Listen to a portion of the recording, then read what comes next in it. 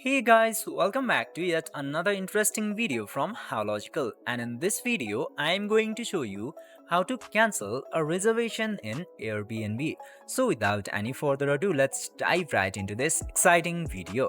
Now, in order to cancel a reservations or withdraw a request for reservation, you just simply have to open your Airbnb application at first, and after opening your Airbnb application, you will get to see this trips option into here.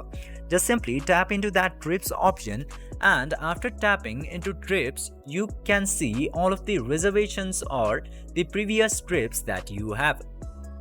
Now you just simply have to find out the reservation that you want to cancel, or you will get to see an option saying withdrawal request besides that reservation which you want to cancel.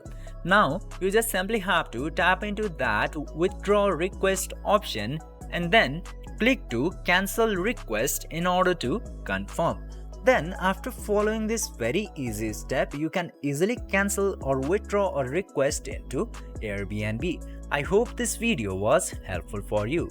If yes, don't forget to like, share and subscribe to the channel to never miss another update. Thank you for watching the video.